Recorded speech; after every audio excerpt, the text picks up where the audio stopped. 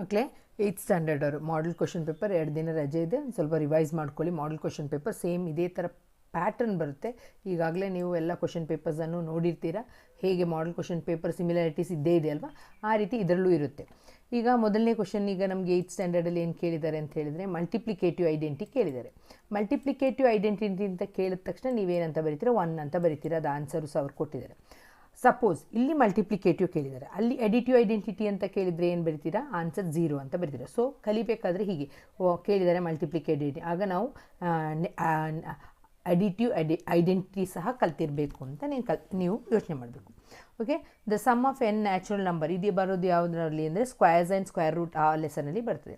ಆಗ ಇದು formula N square. ಇದು ನಿಮಗೆ 10th ಸ್ಟ್ಯಾಂಡರ್ಡಲ್ಲೂ ಬೇಕು ಮಕ್ಕಳೇ. Sum of odd natural number ಯೋಚನೆ ಇಟ್ಕೊಂಡಿದೆ. 10th ಸ್ಟ್ಯಾಂಡರ್ಡಲ್ಲಿ ಇದೇ ಕ್ವಶನ್ ಇದೆ, sum of N odd natural number. ಒಂದು ವೇಳೆ ಅಲ್ಲಿ 10 ಒನ್ ವರ್ಡ್ ಆನ್ಸರ್ ಅಲ್ಲ, ದೊಡ್ಡ ಕ್ವಶನ್ಗೆ ಇದು sum of first 5 odd numbers ಅಂತ ಕೇಳಿದ ತಕ್ಷಣ ಫಸ್ಟ್ 5 ಅಥವಾ ಫಸ್ಟ್ 10 ಎನ್ ಇದ್ದ ಪ್ಲೇಸಿಗೆ ಏನು ಹಾಕಬೇಕು, ಫಾರ್ಮುಲಾ ಹೇಳಿದರೆ ಎನ್ ಸ್ಕ್ವೇರ್ ಅಂತ. ಇದು ಫಾರ್ಮುಲಾ ಆಯಿತಾ, ಇದು 10th ಸ್ಟ್ಯಾಂಡರ್ಡ್ಗೂ ಬೇಕು, ಯೋಚನೆ ಇಟ್ಕೊಂಡಿರಿ. ಸೊ 5 ಅಂದರೆ 5 ಸ್ಕ್ವೇರ್ ಮಾಡ್ತೀರಾ. ಏನು ಮಾಡ್ತೀರಾ, 5 5 ಎಷ್ಟು ಬರ್ತದೆ, ಆಗ ಇಷ್ಟು 25 ಆಗಿರ್ತದೆ. ಅರ್ಥ ಆಯ್ತಲ್ಲ, ಈಸಿ ಇದೆಯಲ್ವಾ. ನೆಕ್ಸ್ಟ್ ಈ ರೀತಿ ಕ್ವಶನ್ 2 ಮಾರ್ಕ್ಸ್ದು ಕ್ವಶನ್ ಕೇಳಿದ್ರು ನೀವು ಬರೀಲಿಕ್ಕೆ ರೆಡಿ ಇರಬೇಕು. Sum of odd natural number is equal to formula N square ಅಂತ ಬರೆದು ಎನ್ ಇದ್ದ ಜಾಗದಲ್ಲಿ ಎಷ್ಟು ಕೇಳಿದ್ದಾರೆ. Suppose they have asked 10 odd natural numbers ಅಂತ ಹೇಳಿದ್ರೆ ಎನ್ ಇದ್ದ ಪ್ಲೇಸಲ್ಲಿ ಎಷ್ಟು ಹಾಕಬೇಕು, 10 ಅಂತ ಹಾಕಿ 10 ಸ್ಕ್ವೇರ್ ಅಂತ ಬರೆದು 10 10s ಎಷ್ಟಾಗುತ್ತೆ, 100 ಆಗುತ್ತೆ. ಅದರಿಂದ ಈ ರೀತಿ ಕಂಡುಹಿಡಿಬೇಕು. Next, the relation between profit, cost price and selling price. ಮಕ್ಕಳೇ ಕಾನ್ಸೆಪ್ಟ್ ಕ್ಲಿಯರಾಗಿ ನಿಮಗಿದ್ರೆ ಇದೀಗ ನಿಮಗೆ ಸೆಲ್ಲಿಂಗ್ ಪ್ರೈಸ್ ಈಕ್ವಲ್ ಟು ಇದನ್ನು ಪ್ರಾಫಿಟ್ ಅಂತ ಹೇಳಿದ್ರೆ ಪಿ, ಕಾಸ್ಟ್ ಪ್ರೈಸ್ ಅಂತ ಹೇಳಿದ್ರೆ ಸಿ, ಸೆಲ್ಲಿಂಗ್ ಪ್ರೈಸ್ ಅಂತ ಹೇಳಿದ್ರೆ ಎಸ್. ಈಗ ಏನಂತ ಹೇಳಿದ್ರೆ ಒಂದು ಪೆನ್ ತೊಗೊಳ್ತೀರಿ. ಫಾರ್ ಎಕ್ಸಾಂಪಲ್, ನೀವು ಕಾನ್ಸೆಪ್ಟನ್ನು ಸರಿಯಾಗಿ ಅರ್ಥ ಮಾಡ್ಕೊಂಡ್ರೆ ಯಾವುದನ್ನು ಕೇಳಿದ್ರು, ಇಲ್ಲಿ ಕೇಳಿದ್ರು ಹೀಗೆ ಕೇಳಿದ್ದಾರೆ ಅಂತ ಹೇಳ್ಬಿಟ್ಟು ಇದು ಕೊಟ್ಟಿರೋದ್ರಲ್ಲಿ ಯಾವ್ದು ಸರಿ ಅಂತ ನೋಡಿ. ಇಲ್ಲೆಲ್ಲವೂ ಪಿ ಎಸ್ ಸಿ ಪಿ ಎಲ್ಲವೂ ಇದೆ. ಈಗ ನೀವು ಅರ್ಥ ಮಾಡ್ಕೊಳ್ಬೇಕಾಗಿದೆ ಏನಂತಂದರೆ, ಒಂದು ಪೆನ್ನನ್ನು ನೀವು 10 ರೂಪೀಸಿಗೆ ತೊಗೊಳ್ತೀರಾ. ಓಕೆ, ಅದೇನಾಗುತ್ತೆ, ಕಾಸ್ಟ್ ಪ್ರೈಸ್ ಆಗುತ್ತೆ. ಇಲ್ಲಿ ನಾವೇನಂತ ಬರಿತೀವಿ, ಅದನ್ನು ಸಿ ಅಂತ ಬರಿತೀವಿ. ಕಾಸ್ಟ್ ಪ್ರೈಸನ್ನು ನಾವೇನಂತ ಬರಿತೀವಿ, ಸಿ ಅಂತ ಬರಿತೀವಿ, ಬೇರೆ ಪೆನ್ನಲ್ಲಿ ಬರೀಲ್ಲ. ಪೀಸಿಗೆ ಯಾವ್ದು ತೊಗೊಂಡ್ರಿ, ನೀವು ಪೆನ್ ತೊಗೊಂಡಿದ್ರೆ ಎಷ್ಟು ಇದೇನಾಗುತ್ತೆ, ಕಾಸ್ಟ್ ಪ್ರೈಸ್ ಆಗುತ್ತೆ, ಸಿ. ಓಕೆ, ನೆಕ್ಸ್ಟು 10 ರೂಪೀಸಿಗೆ ತೊಗೊಂಡು ನೀವು ಅದನ್ನು ಏನು ಮಾಡ್ತೀರಾ, 20 ರೂಪೀಸಿಗೆ ಮಾರ್ತೀರಾ. ನೀವು ಮೈಸೂರಿಂದೆಲ್ಲೋ ತಂದಿದ್ದೀರಾ, 10 ರೂಪೀಸಿಗೆ ತೊಗೊಂಡು ಇಲ್ಲಿಗೆ ತೊಗೊಂಬಂದು 20 ರೂಪೀಸಿಗೆ, ಅದೇನಾಗುತ್ತೆ ಸೆಲ್ಲಿಂಗ್ ಪ್ರೈಸ್. ಇಲ್ಲಿ ಬಂದು ಯಾವ ಲೆಟ್ರಲ್ಲಿ ಉಪಯೋಗಿಸ್ತೀವಿ ನಾವು, ಎಸ್ ಅನ್ನು ಉಪಯೋಗಿಸ್ತೀವಿ, ಸೆಲ್ಲಿಂಗ್. ಆಗ ನಿಮ್ಗೇನು ಸಿಕ್ತು, ಪ್ರಾಫಿಟ್ ಸಿಕ್ತು. ಪ್ರಾಫಿಟ್ ಎಷ್ಟು ಸಿಕ್ತು, ಪ್ರಾಫಿಟ್ ನಿಮಗೆ 10 ರೂಪೀಸ್ ಸಿಕ್ತು ಅಲ್ವಾ. ಪಿ ಅಂದರೆ ಪ್ರಾಫಿಟ್ ಇಸ್ ಈಕ್ವಲ್ ಟು, ಹೇಗಾಗಬೇಕು, ಪ್ರಾಫಿಟನ್ನು ಕಂಡುಹಿಡಿಬೇಕಾದ್ರೆ ನೀವು ಯಾವುದರಿಂದ ಯಾವುದನ್ನು ಮೈನಸ್ ಮಾಡ್ತೀರಾ, selling price minus cost price ಅಂತ ನೀವು ಫಾರ್ಮುಲಾ ಕಲ್ತಿದ್ದೀರಾ. ಇದು ಯಾವಾಗಲೂ ನಿಮಗೆ ಗೊತ್ತಿರುವಂಥದ್ದು. ಬಟ್ ಇಲ್ಲಿ ಸೆಲ್ಲಿಂಗ್ ಪ್ರೈಸ್ ಈಕ್ವಲ್ ಟು ಅಂತ ಕೇಳಿದ್ದಾರೆ. ಆಗ ನಾವು ಸೆಲ್ಲಿಂಗ್ ಪ್ರೈಸ್ ಬೇಕಾದರೆ ಇದು ಸೆಲ್ಲಿಂಗ್ ಪ್ರೈಸ್ ಇಲ್ಲೇ ಇರಲಿ ಓಕೆ, ಪ್ರಾಫಿಟ್ಟಿಗೆ ಕಾಸ್ಟ್ ಪ್ರೈಸನ್ನು ಸೇರಿಸಿದ್ರೆ ನಮಗೇನಾಗುತ್ತೆ, ಸೆಲ್ಲಿಂಗ್ ಪ್ರೈಸ್ ಆಗುತ್ತೆ. ಹಾಗೆ ಬಂದ ಫಾರ್ಮುಲಾ ಫಸ್ಟ್ ನೀವು ಈ ಫಾರ್ಮುಲಾನ ಕಲ್ತ್ಕೊಂಡಿರಬೇಕು. ಒಂದು ವೇಳೆ ಲಾಸ್ ಆಗಿದೆ ಅಂತ ಹೇಳಿದ್ರೆ ಲಾಸ್ ಅಂತ ಕೊಟ್ಟಿದ್ರೆ, ಸೊ ನೀವು ಇದನ್ನು ಕಲ್ತ್ಕೊಂಡಿರಬೇಕು. ಲಾಸ್ ಹೇಗೆ ಬರುತ್ತೆ ಅಂತ ಹೇಳಿದ್ರೆ, ಕಾಸ್ಟ್ ಪ್ರೈಸ್ ಜಾಸ್ತಿ ಆಗಿರುತ್ತೆ. ಅರ್ಥ ಆಯ್ತಲ್ವಾ. ನೀವು ತೊಗೊಂಡಿದ್ದು ಈಗ ಒಂದು ಸೈಕಲ್ನ ತೊಗೊಂಡ್ರಿ, ಸೈಕಲ್ನ ಎಷ್ಟು ರೂಪಾಯಿಗೆ ತೊಗೊಂಡ್ರಿ, 1000 ರೂಪೀಸಿಗೆ ತೊಗೊಂಡ್ರಿ. 1000ಗೆಲ್ಲ ಸಿಗಲ್ಲ. ಎಕ್ಸಾಂಪಲ್, ಸೆಕೆಂಡ್ ಹ್ಯಾಂಡ್ ಸೈಕಲನ್ನು ನೀವು ಯಾರ ಹತ್ರನೂ 1000 ರೂಪೀಸ್ ತೊಗೊಂಡ್ರಿ. ಓಕೆನಾ, ಅದನ್ನು ನೀವೇನು ಮಾಡಿದ್ರಿ, ಮಾರಬೇಕಾದ್ರೆ ಅವರು ಇಲ್ಲ ಇಷ್ಟು ಕೊಡೋಕ್ಕಾಗಲ್ಲ ಅಂತೆಲ್ಲ ಹೇಳಿ ಏನು ಮಾಡಿದ್ರು, ನಿಮ್ಮ ಹತ್ರ 800 ರೂಪೀಸಿಗೆ ತೊಗೊಂಡ್ರು.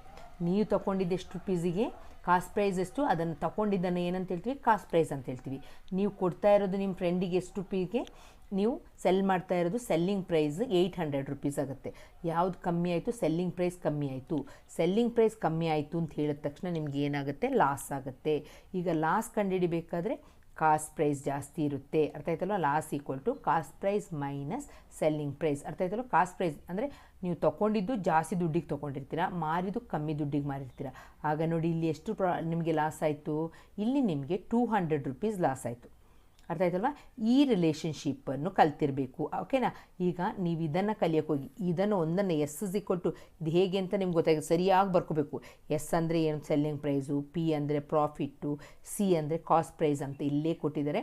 ನೀವು ಅದನ್ನು ಮನಸ್ಸಲ್ಲೇ ಅರ್ಥ ಮಾಡ್ಕೊಂಡು ಲೆಕ್ಕ ಮಾಡಬೇಕಾಗತ್ತೆ ಮಕ್ಕಳೇ ಫಾರ್ಮುಲಾ. ಆಗ ಲಾಸ್ ಕೇಳಿದ್ರು ನೀವು ಮಾಡಲಿಕ್ಕೆ ಕೊಡಬೇಕು. ಒಂದು ವೇಳೆ ಲಾಸ್ ಪರ್ಸೆಂಟೇಜ್ ಕೇಳಿದ್ರೆ ಏನು ಮಾಡ್ತೀರಾ, loss divided by cost price into 100. ಇದು ಫಾರ್ಮುಲಾ. ಲಾಸ್ಟ್ ಪರ್ಸೆಂಟೇಜ್ ಕೇಳಿದ್ರೆ. ಅದೇ ಥರ ಪ್ರಾಫಿಟ್ ಪರ್ಸೆಂಟ್ ಕೇಳಿದ್ರೆ ಏನು ಮಾಡ್ತೀರಾ, ಮೇಲೆ ಪ್ರಾಫಿಟ್ ಅಂತ ಬರೀತೀರಾ, ಕೆಳಗೆ ಕಾಸ್ಟ್ ಪ್ರೈಸ್ ಇಂಟು 100. ಓಕೆ, ಇದು ಯಾವುದದು ಲಾಸ್ ಪರ್ಸೆಂಟ್, ಇದು ಯಾವುದ್ರದ್ದು ಪ್ರಾಫಿಟ್ ಪರ್ಸೆಂಟ್. ಸೊ ಇಷ್ಟು ಫಾರ್ಮುಲಾಸನ್ನು ಇದರಲ್ಲಿ ಕಲಿಬೇಕು ಅಂತ ಹೇಳೋದು ಅರ್ಥ ಆಗಿದೆ ಅಂತ ತಿಳ್ಕೊಳ್ತೀನಿ. ಈಗ ನೆಕ್ಸ್ಟ್ ಕ್ವಶನ್. ಹೀಗೆ ನೀವು ಅನಲೈಸ್ ಮಾಡ್ಕೊಂಡು ಹೋದರೆ ಈಸಿಯಾಗಿ ನೀವೇನು ಮಾಡಿಬಿಡ್ತೀರಾ ಮಕ್ಕಳೇ, ಲೆಕ್ಕಗಳನ್ನ ಮಾಡಿಬಿಡ್ತೀರಾ. ಓಕೆನಾ. ಫ್ಯಾಕ್ಟ್ರೈಸೇಷನ್ ಈ ಫಾರ್ಮುಲಾ ಬಂದ ತಕ್ಷಣ ನೋಡಿ ಮಕ್ಕಳೇ, ಇದ್ರದ್ದು ಸ್ಕ್ವಯರ್ ರೂಟ್ ಎಮ್ ಅಂತ ಬರಿತೀನಿ. 9ದು ಸ್ಕ್ವಯರ್ ರೂಟ್ ಎಷ್ಟು 3, ಆಗ ನಾನು ಎಮ್ ಸ್ಕ್ವಯರ್ ಮೈನಸ್ 3 ಸ್ಕ್ವಯರ್ ಅಂತ ಬರಿಬೋದು. ಇದನ್ನು ನೋಡಿದ ತಕ್ಷಣ ನಿಮಗೆ A square minus B square formula ಯೋಚನೆ ಬರಬೇಕು. A square minus B square equal to A plus B into A minus B. One should be plus, another one should be minus. ಇಲ್ಲಿ ಯಾವುದು ಒಂದು ಪ್ಲಸ್ ಒಂದು ಮೈನಸ್ ಇದೆ, D. ಇಲ್ಲೇನೋ mistake ಆಗಿಬಿಟ್ಟಿದೆ, printing mistake. So ಇದೇನಾಗಿದೆ, ಡಿ ಆನ್ಸರ್ ಆಗಿದೆ ಮಕ್ಕಳು. ಇದು ಡಿ ಆನ್ಸರ್ ಆಗಬೇಕು. ಒಂದು ಪ್ಲಸ್ ಬರಬೇಕು, ಇನ್ನೊಂದು ಮೈನಸ್ ಬರಬೇಕು. ಓಕೆನಾ, ಇದು ಆನ್ಸರ್, ಡಿ ಆನ್ಸರ್. ಇದೇ ಥರ ಇನ್ನು ಏನು ಇದನ್ನು ಬೇರೆ ಎಮ್ ಸ್ಕ್ವಯರ್ ಮೈನಸ್ 9 ಅಂತ ಬೇರೆ ನಂಬರ್ ಏನಾದರೂ ಕೊಟ್ಟರು.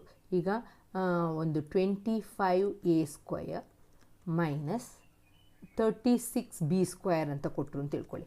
ನೋಡಿ, ಇದ್ರದ್ದು ಸ್ಕ್ವಯರ್ ನಂಬರ್, ಸ್ಕ್ವಯರ್ ರೂಟ್ ನಿಮ್ಗೆ ಗೊತ್ತಿದೆ. 25ದು ಸ್ಕ್ವಯರ್ ರೂಟ್ ಎಷ್ಟು 5 ಎ ಅಲ್ವಾ. ಎ ಸ್ಕ್ವಯರ್ ಅಂದರೆ ಎ ಆಗುತ್ತೆ. ಅರ್ಥ ಏನು ಅಂದರೆ 5a into 5a, you will get 5 5s are 25, a into a square. So 25a square ಸಿಗ್ತದೆ ತಾನೆ. ಸೊ 25a ಸ್ಕ್ವಯರ್ದು ಸ್ಕ್ವಯರ್ ರೂಟ್ ಎಷ್ಟಾಗುತ್ತೆ 5a ಮೈನಸ್ 36 ಬಿ ಸ್ಕ್ವಯರ್ದು ಯಾವುದು ಸ್ಕ್ವಯರ್ ನಂಬರ್, ಸ್ಕ್ವಯರ್ ಯೋಚನೆ ಬರ್ತಾ ಇದೆಯಾ, 6 ಅಲ್ವಾ. 6b ಹೋಲ್ ಸ್ಕ್ವಯರ್ ಅಂತ ಬರೀತೀನಿ. ಇದನ್ನು 5a ಹೋಲ್ ಸ್ಕ್ವಯರ್ ಅಂತ. ಈಗ ಫಾರ್ಮುಲಾ ನಿಮ್ಗೆ ಗೊತ್ತಿದೆ, A square minus B square equal to ಒಂದು ಸಲ ಪ್ಲಸ್ ಬರಿಬೇಕು, ಇನ್ನೊಂದು ಸಲ ಮೈನಸ್ ಬರಿಬೇಕು. ಆಗ ನೀವು 5a plus 6b into 5a minus 6b ಅಂತ ಬರಿತೀರ.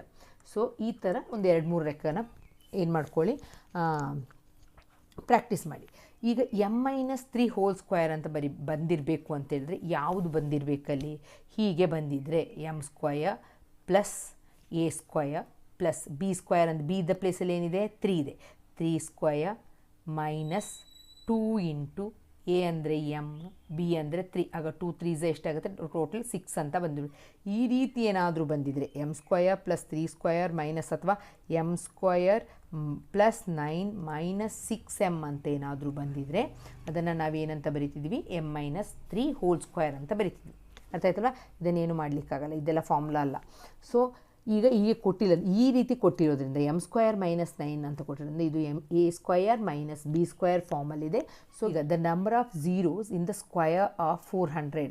ಮಕ್ಕಳು ನಿಮಗೆ ಸ್ಕ್ವಯರ್ ಆಫ್ 4 ನಿಮಗೆ ಗೊತ್ತಿದೆ. ಸ್ಕ್ವಯರ್ ಆಫ್ 4 ಅಂತ ಹೇಳಿದ್ರೆ ಎಷ್ಟಾಯಿತು, 4s ಎಷ್ಟಾಗುತ್ತೆ 16 ಆಗುತ್ತೆ.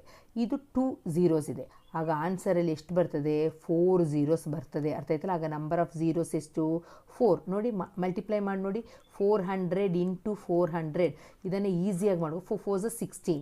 ಅರ್ಥ ಆಯ್ತಲ್ಲ. ಇಲ್ಲಿ 2 zeros, ಇಲ್ಲಿ 2 zeros, ಆಗ ಟೋಟಲ್ ಎಷ್ಟು zeros ಆಗುತ್ತೆ 4 zeros ಆಗುತ್ತೆ. Digits in the unit place of 2 square ಅಥವಾ 13 ಸ್ಕ್ವಯರ್ ಅಥವಾ ಯಾವ್ದು ಬೇಕಾದರೂ ಹೇಳ್ಬೋದು. ಆದರೆ ನಾವು ನೋಡಬೇಕಾದ್ರೆ 2 2s 4, 12 ಅಂತ ಕೊಟ್ಟಿದ್ದಾರೆ. ಸಣ್ಣದು ಕೊಟ್ಟಕ್ಕಿಲ್ಲ, 2 ಸ್ಕ್ವಯರ್ ಅಂತ ಕೊಡಲ್ಲ, ಈ ರೀತಿ ಕೊಡ್ಬೋದು. 12 ಸ್ಕ್ವಯರ್ದು ಯೂನಿಟ್ ಪ್ಲೇಸಲ್ಲಿ ಯಾವ ಡಿಜಿಟ್ ಬರ್ತದೆ ಅಂತ. ಆಗ ನಮಗೆ ಆನ್ಸರ್ ಇದನ್ನು ಮಾತ್ರ ಕಾನ್ಸಂಟ್ರೇಟ್ ಮಾಡಬೇಕು. ಎಷ್ಟು ಬರುತ್ತೆ 2 2s 4, ಆಗ ಡಿಜಿಟ್ ಎಷ್ಟು ಬರ್ತದೆ 4. ಈ ರೀತಿ ಬೇಕಾದರೂ ಕೇಳ್ಬೋದು. For example 13 square, square of 13ಅಲ್ಲಿ ಸ್ಕ್ವಯರಲ್ಲಿ ಎಷ್ಟಿರ್ತದೆ zeros ಹೇಳಿ ನೋಡೋಣ. 3 3s 9, ಒಂದು 0 ಇದೆ. ಆನ್ಸರ್ಲಿ ಎಷ್ಟು 0 ಬರಬೇಕು, ಸ್ಕ್ವಯರ್ ಮಾಡಿದಾಗ 2 0 ಬರಬೇಕು. ಅದೇ ಥರ 3000 ನೋಡೋಣ. 3000 ಅಂದರೆ ನಮ್ಗೆ ಗೊತ್ತು 3 3s ಎಷ್ಟು 9, ಇಲ್ಲಿ 3 0 ಇದೆ. ಎಷ್ಟು zeros ಹಾಕ್ತೀರಾ 6 zeros ಹಾಕ್ತೀರಾ, double the zeros. Okay, 6 zeros ಹಾಕ್ತೀರಾ. Fine quadrilateral. A quadrilateral is A close figure. Quadrilateral ಅಂತ 4 sided ಫಿಗರ್ ಅಂತ ಗೊತ್ತಿದೆ ಅಲ್ವಾ ನಿಮಗೆ. ಚಿತ್ರ ನೋಡುತ್ತೆ ಕ್ವಾಡ್ರಿಲ್ಯಾಟ್ರಲ್ ಅಂತ ಹೇಳಿದ ತಕ್ಷಣ ಗೊತ್ತು. Closed figure of 2 dimensional shape with 4 sides and 4 angles and 4 vertices ಅಂತ. ಆ್ಯಂಗಲ್ಸ್ ಅಂತ ಹೇಳಿದ್ರೆ ಗೊತ್ತು, ಇದು ಆ್ಯಂಗಲ್ಗಳು. ಅರ್ಥ ಆಯ್ತಲ್ಲ. ವರ್ಟಿಸಸ್ ಅಂತ ಹೇಳಿದ್ರೆ ಈ ಪಾಯಿಂಟನ್ನು ಏನಂತ ಹೇಳ್ತೀವಿ ವರ್ಟಿಸಸ್. ಸೈಡ್ಸ್ ನಿಮಗೆ ಗೊತ್ತಿದೆ, ಇದೆಲ್ಲ ಸೈಡ್ಸ್. ಓಕೆನಾ. ಇದನ್ನು ಬರಿಬೇಕು ಡೆಫಿನಿಷನ್. ಆಗ ನೀವು ಇಲ್ಲಿ ಕಲಿಬೇಕಾದ್ರೆ ಈ ಅರ್ಥ ಈ ಕ್ವಶನ್ ಬಂದಿದೆ ಅಂತ ಹೇಳಬೇಕಾದ್ರೆ ನಮಗೆ ಅಲ್ಲಿ ವಾಟ್ ಈಸ್ ಪ್ಯಾರಲೋಗ್ರಾಮ್ ಕೇಳ್ಬೋದು ಅಲ್ವಾ. ಚಿತ್ರ ನಮಗೆ ಯೋಚನೆ ಬರಬೇಕು. ಪ್ರಾಪರ್ಟೀಸನ್ನು ಹಾಕಿದ್ದಾರೆ. ಪ್ಯಾರಲೋಗ್ರಾಮ್ ಇದೆ, ಸ್ಕ್ವಯರ್ ಇದೆ, ಆಮೇಲೆ ಟ್ರೆಪೀಸಿಯಮ್ ಇದೆ, ಅದರದ್ದೆಲ್ಲ ಪ್ರಾಪರ್ಟೀಸನ್ನು ಕಲಿಬೇಕು ಮಕ್ಕಳೇ. ಮತ್ತು ರೆಕ್ಟ್ಯಾಂಗಲ್ ಇದೆ, ಓಕೆನಾ, ಪ್ಯಾರಲೋಗ್ರಾಮು ಇದೆ, ರೆಕ್ಟ್ಯಾಂಗಲು ಇದೆ. ಸೊ ಅದ್ರದ್ದು ಪ್ರಾಪರ್ಟೀಸ್ನೆಲ್ಲ ಕಲ್ತ್ಕೊಂಡಿರಿ. ಯಾವ್ದು ಕೇಳಿದ್ರು ಬರೀಲಿಕ್ಕೆ ನಿಮಗೆ ಬರಬೇಕು, ಹಾಗೆ ಕಲ್ತಿರಬೇಕು. Write all possible outcomes when a fair of coin is tossed once ಅಂತ ಕೇಳಿದ್ರೆ, ಒಂದು ಕಾಯಿನನ್ನು ಟಾಸ್ ಮಾಡಿದಾಗ ನಮಗೆ ಹೆಡ್ ಆರ್ ಟೇಲ್ ಬರ್ತದೆ. ಇದು ಪಾಸಿಬಿಲಿಟೀಸ್. ಒಂದು ಕಾಯಿನ್ ಅಂತ ಕೇಳಿದರೆ ಸೊ ಹೆಡ್ ಟೇಲ್ ಅಂತ ಬರೆದ್ರೆ ಇತ್ತು. In which year did the government of India introduce GST? ಇದು ಕ್ವಶನ್. GST ಲೆಸನ್ ಗೊತ್ತಲ್ಲ. ಆಗ ಅದರಲ್ಲಿ 2017 GST ಅಂತ ಗೌರ್ಮೆಂಟ್ ಇಂಟ್ರೊಡ್ಯೂಸ್ ಮಾಡ್ತದೆ. Proportion in which product of 2 quantities always constant, ಅದು ಯಾವಾಗಲೂ inverse proportion. 2 quantities X, Y R directly proportional. Right the statement. Directly proportional ಅಂತ ಹೇಳಿದ ತಕ್ಷಣ ಈ ರೀತಿ ಒಂದು ಸಿಂಬಲ್ ಬರಿತೀವಿ ಮಕ್ಕಳೇ, ಯಾವುದಾದ್ರೂ ಅಷ್ಟೇ. ಹೀಗೆ ಇನ್ವರ್ಸ್ಲಿ ಅಂತ ಹೇಳಿದಾಗ ಅದನ್ನ ಕೆಳಗೆ ಬರೆದುಬಿಟ್ರೆ ಇನ್ವರ್ಸ್ಲಿ ಆಯಿತು. ಓಕೆ, ಇದೇನಾದರೂ ಇಲ್ಲಿ ಡೈರೆಕ್ಟ್ಲಿ ಪ್ರಪೋರ್ಷನಲ್ ಅಂತ ಹೇಳಿದ್ರೆ ನೀವು X is directly proportional to X is inversely proportional ಅಂತ ಹೇಳಿದ್ರೆ ಏನು ಬರೀತೀರಿ? X is inversely proportional to. ಇದನ್ನು ಕೆಳಗೆ ಬರೆದ್ರೆ ಆಯಿತು. ಈ ವೈಯನ್ನು ಏನು ಮಾಡಿರ್ತೀರಾ? ಕೆಳಗೆ ಬರೆದ್ರೆ ಇದು ಆನ್ಸರ್ ಆಯಿತು. ಈಗ next question, verify the commutative property. ನೋಡಿ ಮಕ್ಕಳೇ, ಕಮ್ಯುಟೇಟಿವ್ ಪ್ರಾಪರ್ಟೀಸ್ ಅಂತ ಹೇಳಿದ್ರೆ ಏನಂತ ಗೊತ್ತಿರಬೇಕು ನಿಮಗೆ. ಗೊತ್ತಿದೆ ಅಂತ ತಿಳ್ಕೊಳ್ತೀನಿ. A+B = B+A. ಏನಿಲ್ಲ, ಆಚೆ ಈಚೆ ಚೇಂಜ್ ಮಾಡೋದು. B ಅಂತ ತೆಗೆದು ಫಸ್ಟ್ ಹಾಕೋದು, A ಅಂತ ತೆಗೆದು ಲಾಸ್ಟಿಗೆ ಹಾಕೋದು ಅಷ್ಟೇ. ಈಗ ನಂಬರ್ಸ್ ನೋಡಿ, ಇಲ್ಲಿ ನಂಬರ್ಸ್ 2/3 4/3 = ನೋಡಿ ಇಲ್ಲಿ LCM ಫೈಂಡ್ ಔಟ್ ಮಾಡಲಿಕ್ಕೆ ವೆರಿ ಈಸಿ. ಯಾಕೆಂದರೆ denominator you have got same number 3. ಏನಾದ್ರು suppose they have given different numbers, ಆಗ ನೀವೇನು ಮಾಡಬೇಕಾಗುತ್ತೆ? ಫೈಂಡ್ ದ LCMಗೆ ನಾವು ಇಲ್ಲಿ ಎಷ್ಟು ಈಸಿ ಕೊಟ್ಟಿದ್ದಾರೆ ನೋಡಿ. ಎಲ್ಲವೂ ಡಿನಾಮಿನೇಟ್ರಲ್ಲಿ 3 ಇದೆ, 3 ಬರೀತೀರ. ನ್ಯೂಮರೇಟ್ರಲ್ಲಿ ಏನಿದೆಯೋ 4 + 2 ಜಸ್ಟ್ ಆ್ಯಡ್ ದಟ್ ಒನ್, ಆಗ ನಿಮಗೆ 6/3 ಬರ್ತದೆ. ಇಲ್ಲಿಯೂ 6/3. So 3 2s 3 2s. ಸೊ ಎರಡು ಕಡೆಯೂ LHS should be equal to RHS. ಇಲ್ಲಿ 2 ಬಂದರೆ ಇಲ್ಲಿನೂ 2 ಬಂದರೆ which property holds good? Commutative property holds good. Okay, ಈ ರ್ಯಾಷನಲ್ ನಂಬರ್ಗೆ. If you have a spinning wheel with 3 green sectors, a blue sector, a red sector, what is the probability of getting a green sector? ಏನು ಬೇಕಾದರೂ ಕೊಟ್ಟಿರಲಿ, ಎಷ್ಟು ಕೊಟ್ಟಿದ್ದಾರೆ ನೋಡಬೇಕು. Total outcome ನನಗೆ ಬೇಕು 3 ಇಲ್ಲಿ ಕೊಟ್ಟಿದ್ದಾರೆ. ಬ್ಲೂದು ಎಷ್ಟು ಕೊಟ್ಟಿದ್ದಾರೆ? ಎ ಅಂತ ಹೇಳಿದ್ರೆ 1, ರೆಡ್ದು ರೆಡ್ ಸೆಕ್ಟರ್. ಓಕೆ, ಆಗ ಎಷ್ಟಾಯಿತು? ಟೋಟಲ್ ಸೆಕ್ಟರ್ಸ್ ಎಷ್ಟಾಯಿತು? 3, 3 + 1 + 1 ಎಷ್ಟಾಯಿತು? 5 ಆಯಿತು. ಆಗ ನಾನು ಏನು ಬರೆದಿದ್ದೀನಿ? ಟೋಟಲ್ ಇವೆಂಟ್ N(S) = 5 ಅಂತ ಬರ್ಕೊಳ್ಬೇಕು. ಇಲ್ಲಿ ಎಷ್ಟು ಕೊಟ್ಟಿದ್ದಾರೆ ನೋಡಿ. ಇಲ್ಲಿ ಬಾಲ್ ಕೊಡ್ಬೋದು, ಅರ್ಥ ಆಯ್ತಲ್ವ? ಇಲ್ಲಿ ಬಾಲ್ ಕೊಡ್ಬೋದು, ಪೆನ್ ಕೊಡ್ಬೋದು, ಏನು ಬೇಕಾದರೂ ಕೊಡ್ಬೋದು. ಸೊ ಇದನ್ನು ನೋಡ್ಕೊಳ್ಳಿ. ಇಲ್ಲಿ ಕೊಟ್ಟಿರುವಂಥದ್ದು ಸೆಕ್ಟರ್ಸ್ ಅಂತ ಕೊಟ್ಟಿದ್ದಾರೆ. ಅಲ್ಲಿ ಬೇಕಾದರೆ ನಿಮಗೆ ಫ್ಲವರ್ಸ್ ಅಂತ ಬೇಕಾದರೂ ಕೊಡ್ಬೋದು. ಈಗ ಎಷ್ಟಿದೆ ಟೋಟಲ್ ಅದನ್ನು ಬರೆದ್ರೆ N(S) = 5 ಆಗುತ್ತೆ. ನೆಕ್ಸ್ಟ್ ಇಲ್ಲಿ ಕೇಳಿರೋದಲ್ಲಿ ಏನು? What is the probability of getting A green sector ಅಂತ. ಗ್ರೀನ್ ಎಷ್ಟಿದೆ ಅಂತ ಕೊಟ್ಟಿದ್ದಾರೆ? 3 ಇದೆ. ಆಗ 3 ಪ್ರೊಬ್ಯಾಬಿಲಿಟಿ 3 ಎಷ್ಟು ಅಂತ ಬರೀ ಟೋಟಲ್ 5, 3/5. ಬರೆಯೋದಕ್ಕಿಂತ ಮೊದಲು you have to write the formula P of E = N(A/N(S), or you can write P of E = N(E/N(S). Okay, ಹೇಗೆ ಬರೆದ್ರೂ ಕರೆಕ್ಟೇ. ಇದು ಬರೆದ್ರೂ ಕರೆಕ್ಟೇ, ಇದು ಬರೆದ್ರೂ ಕರೆಕ್ಟೇ. ಇಲ್ಲಿ ಬರೆದಿದ್ದಿಲ್ಲ, ಇದನ್ನು ಫಾರ್ಮುಲಾನ ಫಸ್ಟ್ ಬರೆದು ಇದರ ಕೆಳಗೆ ಯು ಹ್ಯಾವ್ ಟು ರೈಟ್ 3/5 ಅಂತ ಬರೆದ್ರೆ ನಿಮಗೆ ಫುಲ್ ಮಾರ್ಕ್ಸ್ ಸಿಗುತ್ತೆ. Next question, the sale of fans on the first 6 days of a week is as shown below. Fan sale ಹೀಗಿದೆ. ಈಗ ಒಂದು ಫ್ಯಾನ್ ಹಾಕಿದೆ ಅಂತ ಅರ್ಥ ಏನು? 2 ಫ್ಯಾನ್ಸ್ ಅಂತ ಕೌಂಟ್ ತೊಗೊಳ್ಬೇಕಾಗುತ್ತೆ. ಇಲ್ಲಿ ಆಗ 2, 4, 6, 8, 10. ಮಂಡೇ ಎಷ್ಟು ಫ್ಯಾನ್ ಸೇಲ್ ಆಗಿದೆ? 10 ಫ್ಯಾನ್ಸ್. ಹಾಗೆ ಇಲ್ಲಿ ಕ್ವಶನ್ ಕೇಳಿದ್ದಾರೆ, on which day of the week maximum number of fans were sold. ಎಷ್ಟು ದೊಡ್ಡದಿರೋದು ಯಾವುದು? ಟ್ಯೂಸ್ಡೇನೆ. ಎಷ್ಟು ಟ್ಯೂಸ್ಡೇ ನೋಡೋಗನೇ ಗೊತ್ತಾಗುತ್ತೆ. ಆಗ ನಾವು ಆನ್ಸರ್ ಟ್ಯೂಸ್ಡೇ ಅಂತ ಬರಿತೀವಿ. How many fans were sold on Friday. ಫ್ರೈಡೇಗೆ ಬನ್ನಿ. ಫ್ರೈಡೇ ಇಲ್ಲಿದೆ. ಒಂದು ಫ್ಯಾನ್ ಅಂತ ಹೇಳಿದ್ರೆ 2 ಅಂತ ಕೊಟ್ಟಿದ್ದಾರೆ. ಒಂದು ಫ್ಯಾನಿಗೆ 2 ಫ್ಯಾನ್ಸ್ ಅಂತ ಕೊಟ್ಟಿದ್ದಾರೆ. ಸೊ ನಾವು ಏನು ಮಾಡಬೇಕು? ಒಂದಕ್ಕೆ 2, 2, 4, 6, 8, 10, 12, 14. ಆಗ 14 ಫ್ಯಾನ್ಸ್ ಆಯಿತು. Okay, next question. ಇದನ್ನು ಹಾಗಾದರೆ ಈ ಥರದ್ದು ಏನು ಕೇಳಿದ್ರು ಇದನ್ನು ನೋಡಿ, ಚಿತ್ರನ ನೋಡಿ ಆನ್ಸರ್ ಮಾಡಲಿಕ್ಕೆ ನಿಮಗೆ ಈಸಿಯಾಗಿ ಮಾಡ್ತೀರಾ ಅಂತ ತಿಳ್ಕೊಳ್ತೀನಿ. ಇಲ್ಲಿ ಫ್ಯಾನ್ ಕೊಟ್ಟಿದ್ದಾರೆ, ಅದ್ರ ಬದಲಿಗೆ ಬೇರೆ ಏನಾದರೂ ಬೇಕು ಕೊಡ್ಬೋದು. ಕೌಂಟ್ ಮಾಡ್ಕೊಳ್ಬೇಕು. ಇಲ್ಲೇನಾದರೂ ಒಂದಕ್ಕೆ 100 ಅಂತ ಹೇಳಿದ್ರೆ ಎಷ್ಟು 100 ಆಯಿತು? 100, 200, 300, 400, 500 ಆಯಿತು. ಮಂಡೇ 500 ಫ್ಯಾನ್ಸ್ ಆಗ್ತಿತ್ತು. ಇಲ್ಲಿ ಅವರು ಮೆನ್ಷನ್ ಮಾಡಿದರೆ ಕರೆಕ್ಟಾಗಿ ಈ ಥರ ಕೊಟ್ಟಿರೋದನ್ನು ಕರೆಕ್ಟಾಗಿ ನೋಡ್ಕೋಬೇಕು. ಇಲ್ಲಿ ಕೊಟ್ಟಿರೋದು 2 ಫ್ಯಾನ್ಸ್ ಆಗಿರೋದ್ರಿಂದ ಇದನ್ನು ಬರಿತೀರಾ. Next, is 243 a perfect cube give reason ಅಂತ. 243 ಪರ್ಫೆಕ್ಟ್ ಕ್ಯೂಬಾ ಅಂತ ನೋಡಬೇಕಾದ್ರೆ ನೀವು 243ಯನ್ನು ಏನು ಮಾಡಬೇಕು, ಫ್ಯಾಕ್ಟ್ರೈಸ್ ಮಾಡಬೇಕು. ಈಗ 3 ಟೇಬಲಲ್ಲಿ ಹೋಗುತ್ತೆ. 3 7, ಸೊ 3 8 24, 3 1 3, ಅರ್ಥ ಆಯ್ತಲ್ಲ. 3ಇಂದ ಡಿವೈಡ್ ಮಾಡ್ಕೊಂಡು ಹೋಗಿ. ನೆಕ್ಸ್ಟ್ ಇದು ಪುನಃ 3ಇಂದನೇ ಹೋಗುತ್ತೆ. 3 2 6, ಎಷ್ಟು ಉಳ್ಕೊಳ್ತೀವಿ, ಇಲ್ಲಿ 2 21 ಆಯಿತು. 3 7 21, ಎಗೇನ್ 3 9 27, 3 3 9, 3 1 ಲಾಸ್ಟಿಗೆ 1 ಬರುವ ಗಂಟ ಮಾಡ್ತಾ ಹೋಗಿ. ಎಷ್ಟು 3s ಬೇಕು, 1 2 3 4 5 3 ಬಂದಿದೆ. ನಮಗೆ ಇಲ್ಲಿ ನೋಡಿ, ನಾವು ಗ್ರೂಪ್ ಮಾಡಬೇಕಾದ್ರೆ ಕ್ಯೂಬ್ ನಂಬರ್ ಅಂದರೆ 3 3ಯನ್ನು ಗ್ರೂಪ್ ಮಾಡ್ತೀವಿ. ಇದು 2 ಆಯಿತು. ನಮಗಾದರೆ ಏನು ಬೇಕಿತ್ತು, ಇನ್ನೊಂದು 3 ಇದ್ದಿದ್ದರೆ ಇದೊಂದು ಏನಾಗ್ತಿತ್ತು, ಪರ್ಫೆಕ್ಟ್ ಕ್ಯೂಬ್ ಆಗ್ತಿತ್ತು. ನನಗೆ 3 3 ಎಷ್ಟು ಬೇಕು, 3 ಗ್ರೂಪು 1 2 3 ಶುಡ್ ಬಿ 1 ಗ್ರೂಪ್. 3 3 ನಂಬರ್ಸನ್ನು ಒಂದು ಗ್ರೂಪ್ ಮಾಡೋದು ಕ್ಯೂಬ್ ಫೈಂಡ್ ಔಟ್ ಮಾಡಬೇಕಾದ್ರೆ. ಸೊ ಇಲ್ಲೇನಾದರೂ ನಮ್ಗೆ 1 more 3 ಇದ್ದಿದ್ದರೆ ನಮಗೆ ಅದು ಪರ್ಫೆಕ್ಟ್ ಕ್ಯೂಬ್ ಆಗ್ತಿತ್ತು. ಸೊ ಏನು ಕೇಳಿದರೆ, is 243 a perfect square? No. Okay, give reason. ಯಾಕೆ ಅಂತಂದರೆ here prime factor of 243 is not in triplets. 3 ಆಗಿಲ್ಲ. ಇಲ್ಲಿ ಟ್ರಿಪ್ಲೆಟ್ ಆಗಿದೆ, ಬಟ್ ಇಲ್ಲಿ ಟ್ರಿಪ್ಲೆಟ್ ಅಲ್ಲ, ಇನ್ನೊಂದು 3 ನೆಸೆಸಿಟಿ ಇತ್ತು. ಸಪೋಸ್ ಅವರೇನಾದರೂ ಸ್ಕ್ವೇರ್ ನಂಬರ್ ಅಂತ ಕೇಳಿದ್ರೆ ಏನು ಮಾಡಬೇಕು, ಈ ರೀತಿಯೇ ಮಾಡ್ಕೊಳ್ಬೇಕು. ಸ್ಕ್ವೇರ್ ನಂಬರ್ಗೆ ಎಷ್ಟನ್ನು ಏನೇನೋ ಗ್ರೂಪ್ ಮಾಡ್ತೀರಿ, 2 2 ನಂಬರ್ಸನ್ನು ಗ್ರೂಪ್ ಮಾಡ್ತೀರಾ. Okay, a person buys a T V of market price. Market price ಅಂತ ಹೇಳಿದ್ರು, ಕಾಸ್ಟ್ ಪ್ರೈಸ್ ಅಂತ ಹೇಳಿದ್ರು ಸೇಮ್. ಅದ್ರ ಮೇಲೆ ಪ್ರಿಂಟ್ ಹಾಕಿರ್ತಾರೆ ನೋಡಿ ಮಕ್ಕಳೇ, ಅದನ್ನು 40,000 rupees ಅಂತೆ ಟಿ ವಿಗೆ. ಜಿ ಎಸ್ ಟಿ ರೇಟ್ ಎಷ್ಟಂತೆ, 28%. What is the G S T amount? 100 rupeesಗೆ 28 rupees ನಾವು ಕೊಡಬೇಕು ಜಿ ಎಸ್ ಟಿ. ಆಗ ನಾವು 40,000ಗೆ ಎಷ್ಟಾಗುತ್ತೆ, ಆಗ ಈ ರೀತಿ ಅರ್ಥ ಮಾಡ್ಕೊಂಡು ಬರ್ರಿ. 100 rupeesಗೆ ನಾವು ಎಷ್ಟು ಕೊಡಬೇಕು, ಜಿ ಎಸ್ ಟಿ 28 rupees ಕೊಡಬೇಕು. ಆಗ ನಮ್ಮದು ಟಿ ವಿದು ರೇಟ್ ಎಷ್ಟು, 40,000 rupees. ಎಷ್ಟು, 40,000 ಇಂಟು 28 ಡಿವೈಡೆಡ್ ಬೈ 100. ಸೊ 20 ಇಲ್ಲದ್ರೆ 28% ಅಂದರೆ 28/100 ಮಾಡ್ತೀರಾ, ಇಂಟು 40,000 ಮಾಡಿದಾಗ ನಿಮಗೆ 11,200 ಬರ್ತದೆ. ಇದು ಏನಾಗುತ್ತೆ, ಜಿ ಎಸ್ ಟಿ ಕೊಡಬೇಕಾಗಿರೋದು 11,000 ಆಗುತ್ತೆ. Next question, find the product of x minus Y square into X square minus Y. ಈಗ ಏನು ಮಾಡಬೇಕಂತೇಳಿದ್ರೆ, ಈ ಎಕ್ಸ್ ಸ್ಕ್ವಯರ್ ಮೈನಸ್ ವೈ ಅನ್ನು ಒಂದು ಸಲ ಬರೀರಿ. ಫಸ್ಟ್ ಇದರಿಂದ ಎಕ್ಸಿಂದ ಇದಿಷ್ಟು ಎರಡನ್ನು ಮಲ್ಟಿಪ್ಲೈ ಮಾಡಿ. X into X square minus Y, ಇದನ್ನು. Okay, X square minus Y minus ಇಲ್ಲಿ ವೈ ಸ್ಕ್ವಯರ್ ಇದೆ, ಅದನ್ನು ಬರಿತೀನಿ. ಮೈನಸ್ ವೈ ಸ್ಕ್ವಯರ್ ಇಂಟು ಪುನಃ ಎಕ್ಸ್ ಸ್ಕ್ವಯರ್ ಮೈನಸ್ ವೈ ಅನ್ನು ಮಾಡ್ತೀನಿ. ಈಗ ನೋಡಿ ಮಕ್ಕಳು, X into X square, X cube ಆಗುತ್ತೆ. X to the power 1, X to the power 2 ಅಂತೇಳಿದ್ರೆ ಪವರ್ಸನ್ನು ಆ್ಯಡ್ ಮಾಡಿಬಿಟ್ರೆ ಆಯಿತು. ಆಗ ಎಕ್ಸ್ ಟು ದ ಪವರ್ ಎಷ್ಟಾಯಿತು, 3 ಆಯಿತು. ಹಾಗೆ ಇದು ಬಂದಿರೋದು. Next X into Y, X Y ಮೈನಸನ್ನು ಹಾಗೆ ಬರಿತೀರಾ. ನೆಕ್ಸ್ಟ್ ಈ ಮೈನಸ್ ವೈ ಸ್ಕ್ವಯರಿಂದ minus Y square into X square minus X square ಮತ್ತು ವೈ ಸ್ಕ್ವಯರ್ನು ಬರಿತೀರಾ. ಮೈನಸ್ ಇಂಟು ಮೈನಸ್ ಏನಾಯ್ತು, ಇಲ್ಲಿ ಪ್ಲಸ್ ಆಯಿತು. ವೈ ಸ್ಕ್ವಯರ್ ವೈ, ಇಲ್ಲಿ 1 ಇದೆ, ಇಲ್ಲಿ 2 ಇದೆ. ಆಗ ವೈ ಟು ದ ಪವರ್ ಎಷ್ಟಾಯಿತು, 3 ಆಗುತ್ತೆ. Next answer the following question. ಇಲ್ಲಿ 3 marks ಸ್ಟಾರ್ಟ್ ಆಗುತ್ತೆ. ಇವ್ಯಾಲ್ಯೂಯೇಟ್ ಅಂತ ಕೇಳ್ತಾರೆ. ಇಲ್ಲಿ ನಮಗೆ ಎಲ್ಲ ಫಾರ್ಮುಲಾಸ್ ಗೊತ್ತಿರಬೇಕು. ಏನು, ಇಂಡಿಸಸ್ದು ಫಾರ್ಮುಲಾಸ್ ಕೊಟ್ಟಿರಬೇಕು. A to the power M into A to the power N is equal to A to the power M plus N. ಓಕೆನಾ.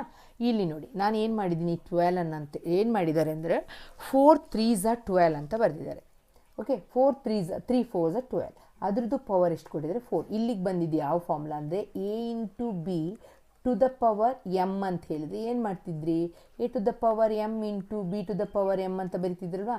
ಅದೇ ಥರ ಇದನ್ನು ಸ್ಪ್ಲಿಟ್ ಮಾಡಿ ಆದಮೇಲೆ ಇಲ್ಲಿ 3 ಟು ದ ಪವರ್ 4 ಬರೆದೆ.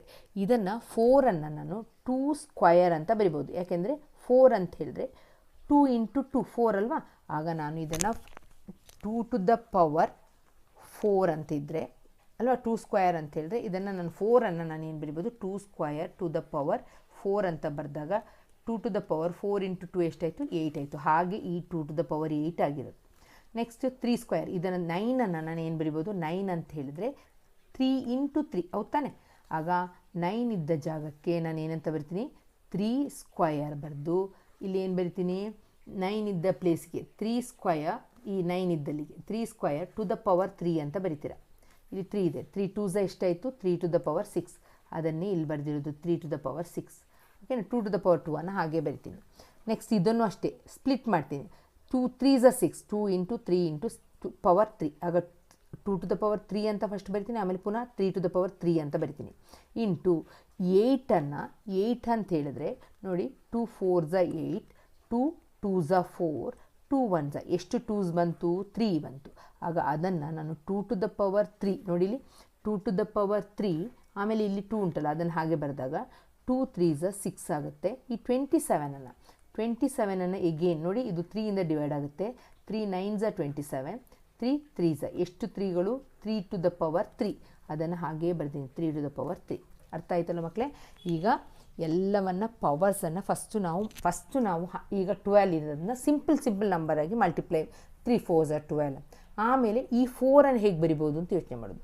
2 to the power 2 ಅಂತ ಬರಿಬೋದು. ಆಮೇಲೆ ಇದರಲ್ಲಿರೋ 4ನು ಸೇರಿಸಿದೆ 2 to the power 2 to the power 4 ಅಂದರೆ 4 2s 8 ಆಗಿ 2 to the power 8 ಬಂತು ಹೇಗೆ ಅಂತ ಗೊತ್ತಾಯಿತು. ಈ ರೀತಿ ಮಾಡ್ಕೊಂಡು ಹೋದಾಗ ಇಲ್ಲಿ ಒಂದೇ ಥರ ಬೇಸ್ ಇರುವಂಥದ್ದು ನೋಡಿ, ಇಲ್ಲಿ 2 ಮತ್ತು 2 ಬೇಸ್ ಒಂದೇ ಇದೆ, 3 ಮತ್ತು 3 ಬೇಸ್ ಒಂದೇ ಇದೆ. ಆಗ ಅದನ್ನು ಮಾತ್ರ ತಗೊಂಡು ಆ್ಯಡ್ ಮಾಡ್ಕೊಂಡು ನೋಡಿ, ಇಲ್ಲಿ 3 to the power ಇಲ್ಲಿ 6 ಇದೆ, ಇಲ್ಲಿ 4 ಇದೆ, ಆಗ ಏನಾಗುತ್ತೆ 10 ಆಗುತ್ತೆ. ಇಂಟು 2 to the power ಇಲ್ಲಿ 8 ಇದೆ, ಇಲ್ಲಿ 2 ಇದೆ, ಆಗ ಎಷ್ಟಾಯಿತು 10 ಆಯಿತು. 2 to the power 10 divided by ಇಲ್ಲಿ ನೋಡಿ 2 to the power 3 2 to the power 6 ಎಷ್ಟಾಯಿತು 2 to the power 9 ಆಯಿತು. ಇಂಟು 3 to the power 3 ಎಷ್ಟಿದೆ, ಇಲ್ಲಿ 3 ಇದೆ, ಇಲ್ಲಿ 3 ಇದೆ, ಆಗ ಎಷ್ಟಾಯಿತು 3 to the power 6 ಆಯಿತು. ಅರ್ಥ ಆಯ್ತಲ್ವಾ. ಈಗ ನಾನೇನು ಮಾಡಬೇಕು, ಒಂದೇ ಥರ ಇರುವಂಥದ್ದು. ಈಗ ನೋಡಿ 3 to the power 3 to the power 10 ಇಲ್ಲಿ 3 to the power 6 ಮೇಲೆ ತೊಗೊಂಬರೋದು. ಆಗೇನಾಗುತ್ತೆ 3 to the power 10ಇಂದ 6 ಮೈನಸ್ ಮಾಡಿದ್ರೆ 3 to the power 4 ಆಗುತ್ತೆ.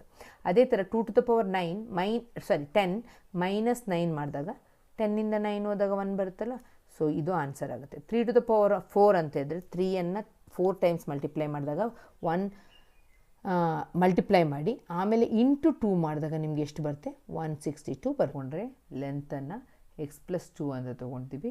ಫಾರ್ಮುಲಾ ಗೊತ್ತಿದೆ ನಿಮಗೆ, ಪೆರಿಮೀಟ್ರ್ ಅಂತ ಹೇಳಿದ ತಕ್ಷಣ 2 ಇಂಟು L+B ಅಂತ ಫಾರ್ಮುಲಾ.